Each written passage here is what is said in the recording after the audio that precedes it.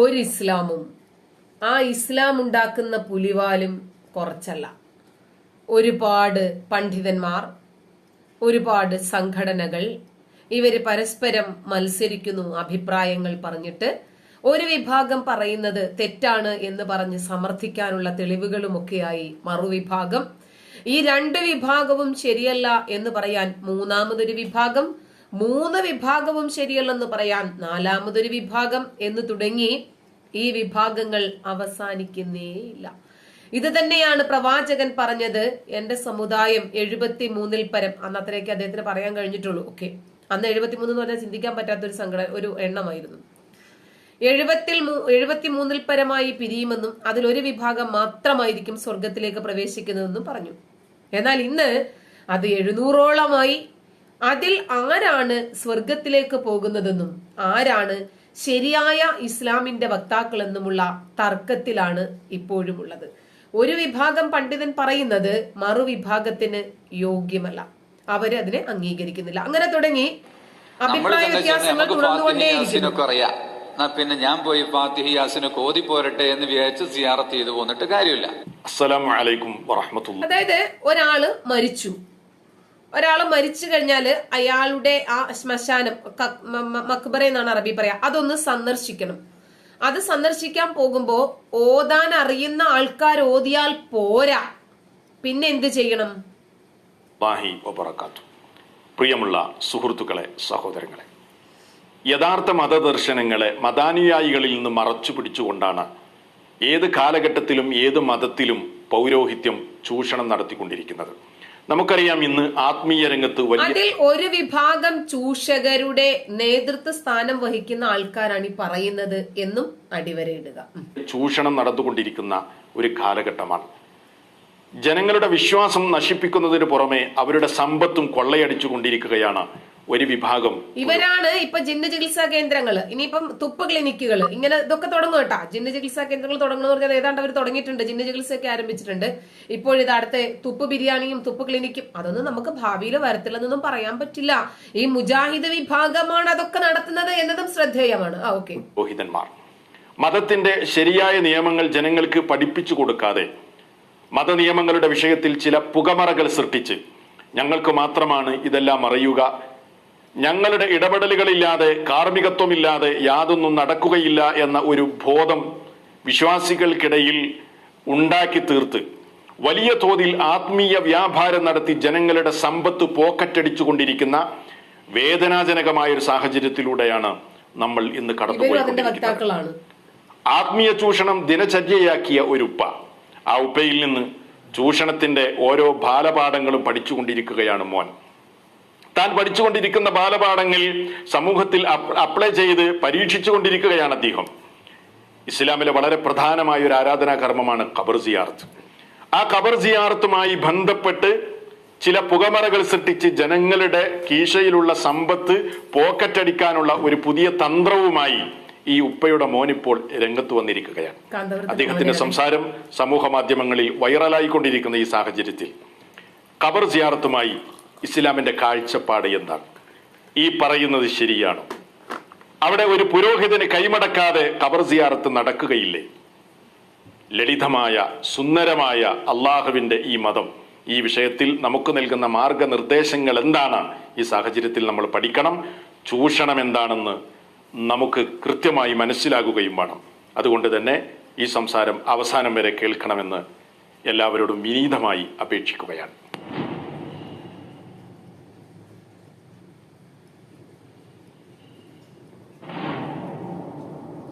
സഹോദരങ്ങളെ, ജൂത ക്രൈസ്തവ സമൂഹങ്ങൾക്ക് സംഭവിച്ച ഏറ്റവും വലിയ ഒരു അബദ്ധം എന്തായിരുന്നു? വിശുദ്ധ ഖുർആൻ വളരെ കൃത്യമായി നമുക്ക് പറഞ്ഞു തരുന്നുണ്ട്. ഖുർആനിലെ 9-ാം അധ്യായം സൂറത്തു തൗബയിലെ 31-ാമത്തെ വചനം, ഇത്തഖദു അഹ്ബാറഹും വറഹ്ബാനഹും അർബാബം മിൻ ദൂനില്ലാഹ്. ജൂത ക്രൈസ്തവർ അള്ളാഹുവിന് പുറമെ അവരിലുള്ള പണ്ഡിതന്മാരെയും പുരോഹിതന്മാരെയും ഒക്കെ റബ്ബുകളാക്കി നിശ്ചയിച്ചു എന്നാണ് ഖുർആൻ നമുക്ക് പറഞ്ഞു തരുന്നത്. എങ്ങനെയാണ് അവർ റബ്ബുകളാക്കിയത്? അതെ, അവരുടെ പുരോഹിതന്മാരും പണ്ഡിതന്മാരുമാണ് അവർക്ക് മതനിയമങ്ങൾ നിശ്ചയിക്കുന്നത്. അവരാണ് ഹലാലും ഹറാമും നിശ്ചയിക്കുന്നത്. എന്നാൽ ഇസ്ലാമിൽ ഈ രൂപത്തിലുള്ള റഫീഖ് സലഫി പറഞ്ഞു വരുന്നത് എന്താണ് എന്ന് മനസ്സിലായിട്ടുണ്ടല്ലോ. കാന്തപുരവും അവരുടെ മകനും പ്രൊവൈഡ് ചെയ്യുന്ന ഇസ്ലാം, ഖബർ സിയാറത്ത്, അതൊന്നുമല്ല ഇവര് പറയുന്നത്. അതായത് അവര് പറയുന്നതിനേക്കാൾ അവര് പറയുന്നതൊന്നും ശരിയല്ല, ഇവര് പറയുന്നതൊക്കെ മെച്ചമാണ്. നമുക്ക് രണ്ടുപേരും തുല്യരാണ്. പൗരോഹിത്യമില്ല. ഇസ്ലാം എന്ന് പറഞ്ഞാൽ പ്രപഞ്ചനാഥന്റെ മതമാണ്. ആ മതത്തിൽ എന്തൊക്കെയാണ് ഹലാല്, എന്തൊക്കെയാണ് അതിന്റെ ഹുക്കുമുകൾ, എന്തൊക്കെയാണ് അതിലെ നിയമങ്ങൾ, അത് പഠിപ്പിച്ചു തരേണ്ടത് അള്ളാഹുവാണ്. ലോകം സൃഷ്ടിച്ച് അതിനെ പരിപാലിച്ച് നിയന്ത്രിച്ച് കൊണ്ടുപോകുന്ന അള്ളാഹുവിന് ഒരു മതം, ആ മതത്തിന്റെ പേരാണ് ഇസ്ലാം. അത് അള്ളാഹുവിന്റെ മതമാണ്. അപ്പോൾ ദൈവത്തിന് വേറൊരു മതം, കർത്താവിന് വേറൊരു മതം. നടക്കട്ടെ. ആ അള്ളാഹു അയച്ച പ്രവാചകനാണ് നമുക്കത് വിശദീകരിച്ചു തരേണ്ടത്. അതുകൊണ്ട് തന്നെ ജൂത ക്രൈസ്തവ സമൂഹങ്ങൾക്ക് സംഭവിച്ച ഈ വലിയ തകരാറ് ഈ ജൂതനെയും ക്രൈസ്തവനെയും ലോകം തുടങ്ങിയ കാലം മുതലേ അള്ളാഹുവിന്റെ മനുഷ്യരും അള്ളാഹുവിന്റെ സൃഷ്ടികള്, നബിമാര്, മലക്കുകൾ ഇവരൊക്കെ ശപിച്ച് പണ്ടാരടക്കിയിട്ട് പോലും ഇപ്പോഴും അവര് ലോകത്തിൽ നമ്പർ 1 ആയിട്ട് തുടരുന്നു. അള്ളാഹുവിന്റെ പ്രാക്ക് നിന്നുപോയി. സംഭവിക്കാൻ സാധ്യതയുണ്ട്, ജാഗ്രത പുലർത്തണമെന്ന് അള്ളാഹു സുബ്ഹാനഹു വ തആല നമുക്ക് മുന്നറിയിപ്പ് നൽകിയിരിക്കുന്നു. കാരണം അള്ളാഹു, മലക്കുകളും, നബിമാരും അള്ളാഹുവിന്റെ വിശ്വാസികളും മുഴുവനും പ്രാഗി പണ്ടാരടക്കിയിട്ടും അള്ളാഹു ശപിച്ചിട്ടും വഴികേടിലാക്കിയിട്ടും ഓരോ ദിവസവും 5 നേരവുമുള്ള നമസ്കാരത്തിലൂടെ ഇങ്ങനെ ജൂതനെ ശപിച്ചും വഴികേടിലാക്കിയും ഇങ്ങനെ ആത്മസംതൃപ്തി അടഞ്ഞിട്ടും ഒരു രക്ഷയുമില്ല. ഇനി ഒരു ഒറ്റ വഴിയേ ഉള്ളൂ, നിങ്ങൾ സൂക്ഷിച്ചോട്ടാ. അങ്ങനെ പറഞ്ഞിട്ടൊരു മുന്നറിയിപ്പ്. വിശുദ്ധ ഖുർആനിലെ 9-ാം അധ്യായം സൂറത്ത് തൗബയിലെ തന്നെ 34-ാമത്തെ വചനം വളരെ ശ്രദ്ധേയമാണ്. ഈ കാലഘട്ടത്തിൽ പണ്ഡിതന്മാർ, പുരോഹിതന്മാർ ജനങ്ങളെ ചൂഷണം ചെയ്തുകൊണ്ടിരിക്കുമ്പോൾ ഈ വചനം നമ്മുടെ ചുണ്ടുകൾ തട്ടിക്കളിക്കണം, ആവർത്തിച്ച് നമ്മൾ പഠിക്കുകയും മനസ്സിലാക്കുകയും ചെയ്യേണ്ടതുണ്ട്. യാ അയ്യുഹല്ലദീന ആമനു, സത്യവിശ്വാസികളെ, ഇന്ന കസീറൻ മിനൽ അഹ്ബാരി വർ-റുഹ്ബാൻ, ധാരാളം പണ്ഡിത പുരോഹിതന്മാർ അന്യായമായി ജനങ്ങളുടെ സമ്പത്താണ് അവർ തിന്നുകൊണ്ടിരിക്കുന്നത്. അള്ളാഹുവിന്റെ മാർഗത്തിൽ നിന്ന് അവർ ജനങ്ങളെ തടയുകയും ചെയ്യുന്നു. ഗൗരവമേറിയ താക്കീതാണ്. പ്രധാനപ്പെട്ട പണ്ഡിത പുരോഹിത വർഗങ്ങളെ ഇങ്ങനെ താലോലിക്കുകയും അവര് പറയുന്നത് അങ്ങനെ തന്നെ അനുധാവനം ചെയ്യുകയും ചെയ്യുന്ന മറ്റൊരു പണ്ഡിതനാണ് ഈ പറയുന്നത്. ഇവരെയും കൂടി ഉൾപ്പെടുത്തിയിട്ടാണ് ഖുർആൻ അത് പറഞ്ഞത്. യാ അയ്യുഹല്ലദീന ആമനൂ ഇന്ന കസീറൻ മിനൽ അഹ്ബാരി വർ-റുഹ്ബാൻ ലയഅകുലൂന അംവാലൻ നാസി ബിൽ ബാത്തിൽ വയസുദൂന അൻ സബീലില്ലാഹ് എന്ന് പറഞ്ഞത് ഇവരെ കൂടി ഉദ്ദേശിച്ചിട്ടാ. പണ്ഡിതന്മാരിലും പുരോഹിതന്മാരിലും അധികം ആളുകളും ജനങ്ങളുടെ സമ്പത്ത് അന്യായമായി ഭക്ഷിക്കുന്നവരാണെന്നും അള്ളാഹുവിന്റെ മാർഗത്തിൽ നിന്നും ജനങ്ങളെ തടയുന്നവരാണെന്നും പറഞ്ഞ വിഭാഗത്തിന്റെ മെയിൻ ആളുകൾ ഇവരാണ്. ഇത്രയും കാലം സലഫികളാകുന്ന, മുജാഹിദുകളാകുന്ന ഞങ്ങളും മാത്രമാണ് ഏറ്റവും ശരിയായവർ. മറ്റുള്ളവർ ചെയ്യുന്ന തെറ്റുകളെ ഇപ്പോഴും ഇദ്ദേഹം ചെയ്യുന്നത് എന്താണ്? ഇവർ മാത്രമാണ് ശരി, മറ്റുള്ളവർ തെറ്റാണ്. മറ്റുള്ളവരുടെ തെറ്റുകളെ ചൂണ്ടിക്കാണിക്കാൻ വേണ്ടി വന്നതാണ്. നമ്മൾ ഇവരുടെ തെറ്റുകൾ കൂടി ചൂണ്ടിക്കാണിക്കുന്നു. അത്രേ ഉള്ളൂ വ്യത്യാസം. അതായത് 33 കോടി ദൈവങ്ങളെ തള്ളിക്കളഞ്ഞിട്ട് ഒരു ദൈവത്തെ മാത്രം മുസ്ലിങ്ങൾ പിടിക്കുമ്പോൾ നമ്മൾ ആ ഒരു ദൈവത്തെ കൂടെ തള്ളിക്കളയുന്നു. അത്രേ ഉള്ളൂ വ്യത്യാസം. അള്ളാഹു നമുക്ക് നൽകിയത് എന്താണ് ഇവിടെ റബ്ബ് പറഞ്ഞത്? ഒന്ന് ചിന്തിച്ചു നോക്കൂ. ജനങ്ങളെ യഥാർത്ഥ മത നിയമങ്ങളിൽ നിന്ന് അകറ്റി ജനങ്ങളുടെ സമ്പത്ത് ചൂഷണം ചെയ്യുന്ന പരിപാടിയാണ്, അജണ്ടയാണ് പുരോഹിതന്മാർക്കുള്ളത്. അതുകൊണ്ട് ജാഗ്രത പുലർത്തണം. ഈ ഉമ്മത്തിലും മുസ്ലിം സമുദായത്തിലും മുമ്പ് കഴിഞ്ഞുപോയ സമുദായങ്ങൾക്ക് സംഭവിച്ച അപജയങ്ങൾ ഉണ്ടാകാൻ ഏറെ സാധ്യതയുണ്ടെന്ന് മുന്നറിയിപ്പ് നൽകിയിരിക്കുകയാണ്. ഇത് നമ്മൾ ഇന്ന് കാണുന്നില്ലേ? നമുക്കിടയിൽ ഇതിന്ന് പുലർന്ന് നമ്മൾ കാണുന്നില്ലേ? ചില പുരോഹിതന്മാർ അവരുടെ അജണ്ട തന്നെ ജനങ്ങളെ ചൂഷണം ചെയ്യുക എന്നതാണ്. അതിനവർ ചെയ്തതെന്താണ്? അള്ളാഹുവിൽ നിന്ന് ജനങ്ങളെ അകറ്റി അതിനിടയിൽ ചില മധ്യവർത്തികളെ സ്ഥാപിച്ചു. അവരിലൂടെയല്ലാതെ അള്ളാഹുവിലേക്ക് അടുക്കുവാൻ സാധ്യമല്ല എന്ന് ജനങ്ങളെ അവർ പഠിപ്പിച്ചു. അല്ലേ?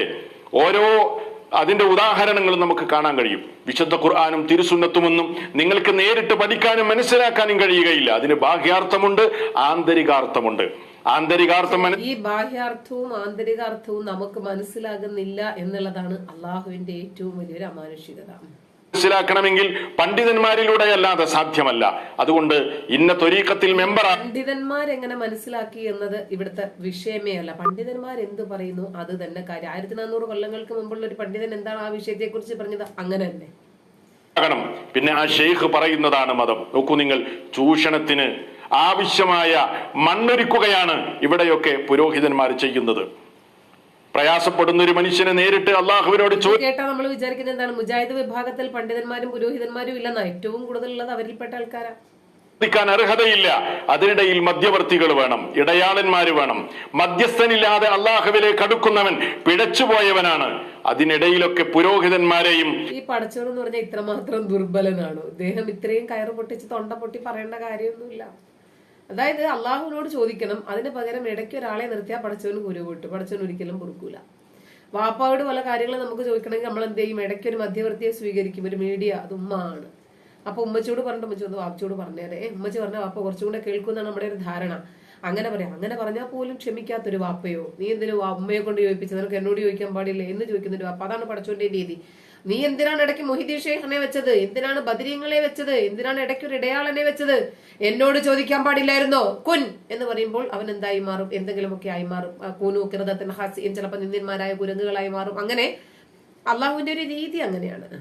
അതേപോലെ തന്നെ ഈ നിലക്കുള്ള പാതിരിമാരെയും ഒക്കെ മധ്യവർത്തികളായി കൊണ്ടുവച്ച് അള്ളാഹുവിൽ നിന്ന് ജനങ്ങളെ അകറ്റി ദാഹിച്ചു വലഞ്ഞ ഒരു മനുഷ്യന് വെള്ളം കൊടുക്കുന്നതിന് പകരം വിഷം കൊടുക്കുന്ന ഒരു റോളിലാണ് ഇവിടെയൊക്കെ പുരോഹിതന്മാർ അഭിനയിച്ചു കൊണ്ടിരിക്കുന്നത്.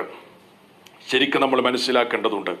ഓരോ രംഗവും നമ്മളെടുത്ത് പരിശോധിച്ചാൽ മതത്തിൽ ഹുർമത്ത് കൽപ്പിക്കപ്പെടുന്ന, ജനങ്ങളുടെ ദൗർബല്യം മനസ്സിലാക്കി, ജനങ്ങളുടെ ആവശ്യകത മനസ്സിലാക്കി, ജനങ്ങളുടെ മാനസികമായ ദൗർബല്യങ്ങൾ ചൂഷണം ചെയ്തുകൊണ്ട് ജനങ്ങളെ സാമ്പത്തികമായി വലിയ ചൂഷണത്തിൽ എന്താ ചെയ്യുന്നേ?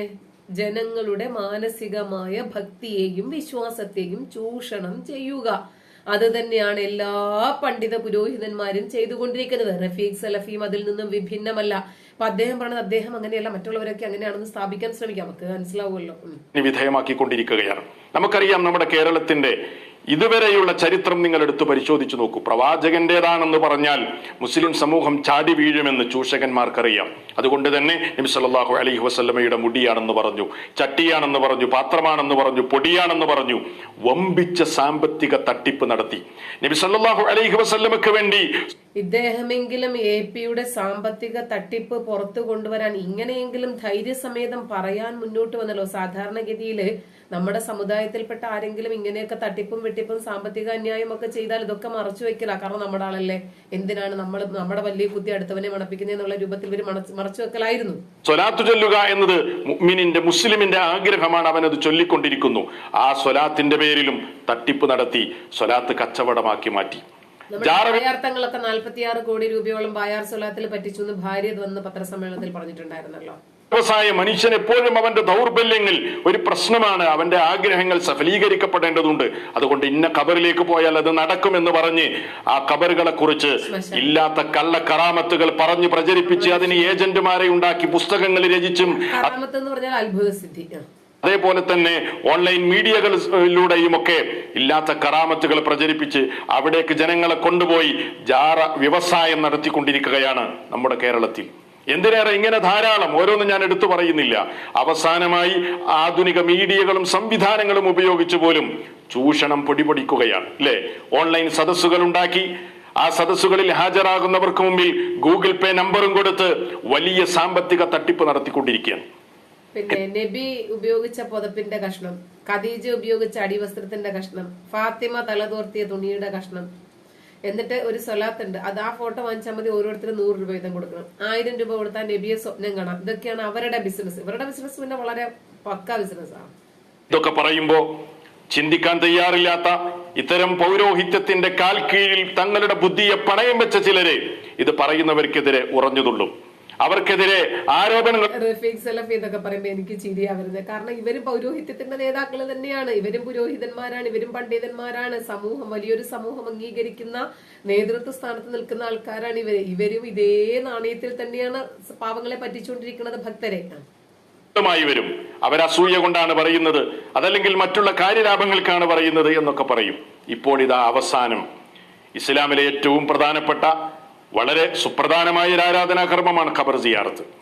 ആ ഖബർ സിയാറത്തിന്റെ വിഷയത്തിൽ പോലും ചൂഷണം നടക്കുകയാണ്.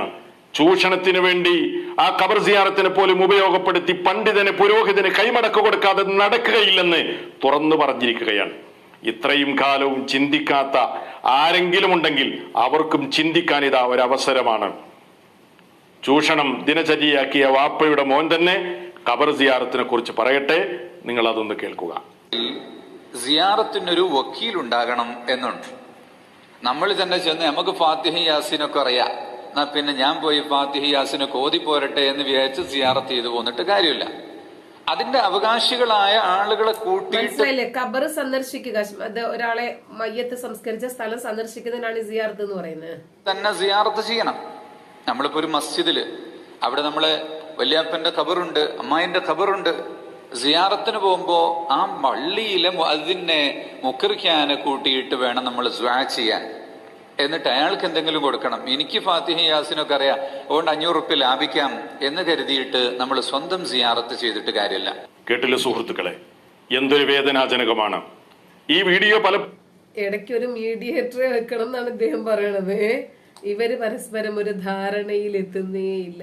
ഒരു വിഭാഗം മറുവിഭാഗത്തെ കുറ്റം പറഞ്ഞുകൊണ്ടിരിക്കുകയാണ്. അവര് പറയണതല്ല ശരിയെന്ന് ഇവര് പറയണതല്ല ശരിയെന്ന് അവരും. എന്ത് തന്നെ ആയിരുന്നാലും ഈ മതം ഇവര് തന്നെ പൊളിച്ചടുക്കുന്ന ലക്ഷണമാണ് നമ്മൾ കണ്ടുകൊണ്ടിരിക്കുന്നത്. അവരിത് ശരിയല്ല എന്ന് പറയുമ്പോൾ ആൾക്കാർക്ക് മനസ്സിലാവും അത് ശരിയില്ല. അപ്പൊ അവര് ചെയ്യുന്നത് ഇതാണെന്ന് ഇവര് പൊളിച്ചടുക്കും. അപ്പോൾ എന്ത് തന്നെ ആയിരുന്നാലും ഇത് പഠിക്കാൻ, അറിയാൻ, മനസ്സിലാക്കാൻ, അറിവുകൾ അപ്ഡേറ്റ് ചെയ്യാൻ ആഗ്രഹിക്കുന്ന ആൾക്കാർക്ക് ഇത് രണ്ടും ഗുണകരമാണെന്നാണ് ഞാൻ മനസ്സിലാക്കിയിട്ടുള്ളത്. നന്ദി.